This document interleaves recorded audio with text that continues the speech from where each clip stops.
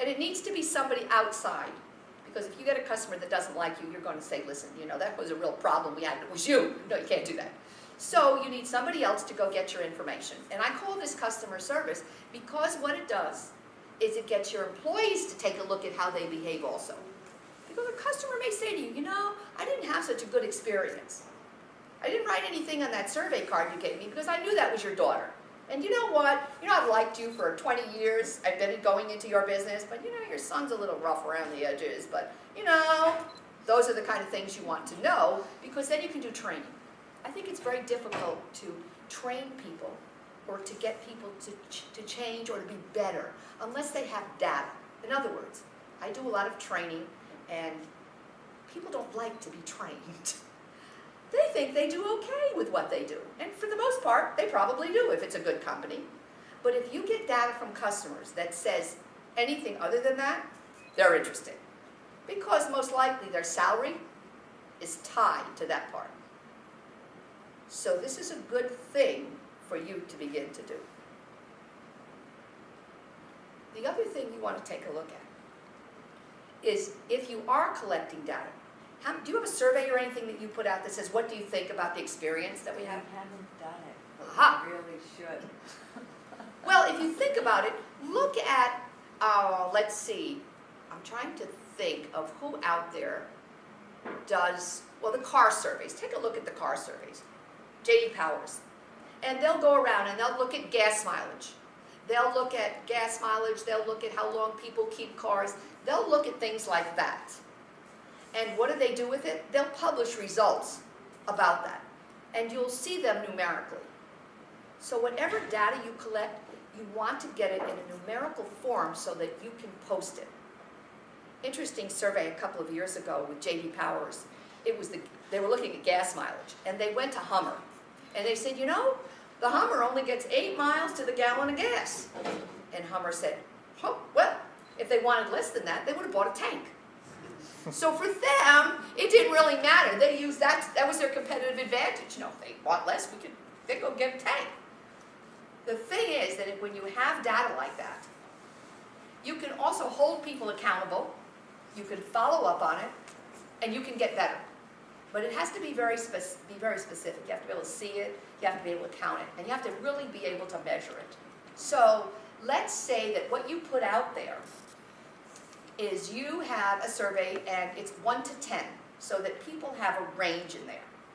1 means I'll never be back here again no matter what, even if I need that thing desperately. And 10 means I love you so much I'll marry anybody in your organization. That's the 1 to 10 thing. So you look at what you have and you go, or if you don't have the data now, you can actually go back and take a look at the number of complaints you've had in your business. And you can either put, we have less than 1% complaints, or 95% of our customers are referrals, or 90% of our customers have been here before, so that if I go to check on you, I can go ahead and compare you, just as if I were reading consumer reports. And the best part about this is that the data really comes from your customers, which is a lot different than when your mother says you're a good kid. When the people across the street say, wow, Barbara's a nice kid, and she does such a great job in school, Barbara's mother's happy, Barbara's happy, and it's a lot more credible than if Barbara's mother says it all the time.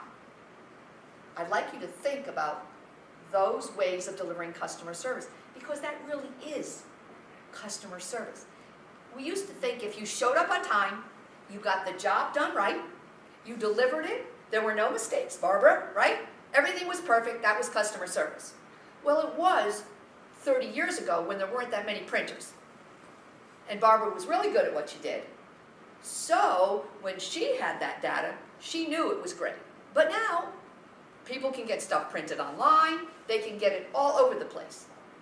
So getting it done on time, with no mistakes, and having the customer be happy about what it looks like, is what I call the price of admission. If you've got a business, there's a price of admission these days. And it's what we used to call, I think, customer service. It's not what I call red hot. Red hot is the customer remembers you, the customer never forgets you, and the customer just loves you and says, I wouldn't go anyplace else. I wouldn't let my friends shop anyplace else. I love these people. We're online on Facebook, and they have parties, and they invite me to their house.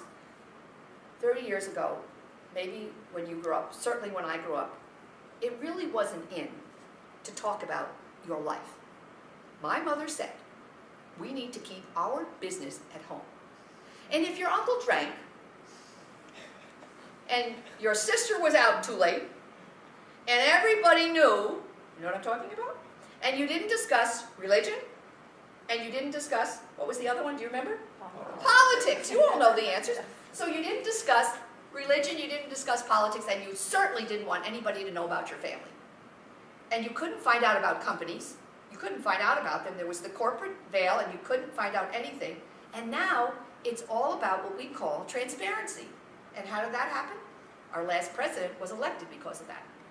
All over, on Facebook, you knew pretty much everything that was going on. It's funny, I work with companies, and I'll say to them, why don't you have a barbecue at your house? And they'll go, at my house? I don't want the customers at my house. What do I want them in my house for? I said, well, just kind of like a nice gesture.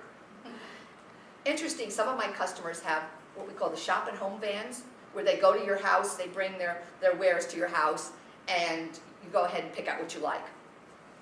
So I said, well, you were invited there, weren't you? Didn't you just go to somebody's house? They never knew who you were. They invited you in to look at what you had to offer. What's wrong with you inviting them back to your house?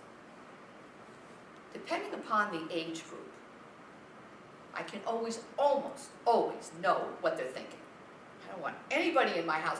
I don't want them to know where I live. I laugh when I hear that because you know, all you do is Google somebody. You can find out where they live, who they are, who they were married to before, and what they're doing yesterday. And if you're on Facebook with them, you can find out what they were doing yesterday. So it's really about transparency and how much you're willing to do around that. And I consider that to be really the red-hot customer service. Would you have a party at your place for your customers? Would you have them come in? Would you have nice music? Would you even have a jewelry show? Would you have something that would be fun for them, depending upon maybe the sex of your customers? And what we are finding out is that women, for the most part, are the primary purchasers of almost everything. We shop differently, we buy differently. We want a different experience. I went to a seminar the other day, and I have to share this with you because it was so funny. The woman showed a video. It was how men and women differ. And there was a man, and he had it was a man's head, and the top was off, and it was like his brain was showing. And it was little boxes. And he was describing the difference between men and women and their brains. He said, now look at this brain. This is a man's brain. There are little boxes. There's a box for home, office, love, sex, and there's a nothing box. And we men like to go to the nothing box when we're done with everything else and not talk to anybody. He said, did you also notice the boxes don't touch? We do one thing at a time and then we close the box. Then we go to the next thing and we do the next thing and we close the box. When the boxes are gone, we go to that nothing place and we go into the nothing place and we sit there and we do nothing. Now he said, let me show you a woman's brain.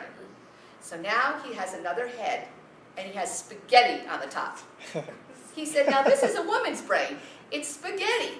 Everything touches. Everything interacts. It never stops. That is why they never stop talking. This is why they never stop doing. And this is why they will do 4 things at one time, much to a man's dismay.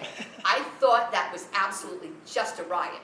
Well, if you think about it, and if you think that it's true, look at your business. Is your business male or female oriented? Who is your customer? Because if your customer is female, she sees everything, she knows everything. She can't walk through your place and not see everything. Because our peripheral vision is much stronger than male peripheral vision.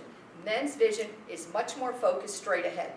So a male doesn't even really see whether your place is neat or clean or care. Comes in to buy a thing and goes home. If it's female, she wants to come in and she wants to hunt. Because women hunt and men just go for that kill.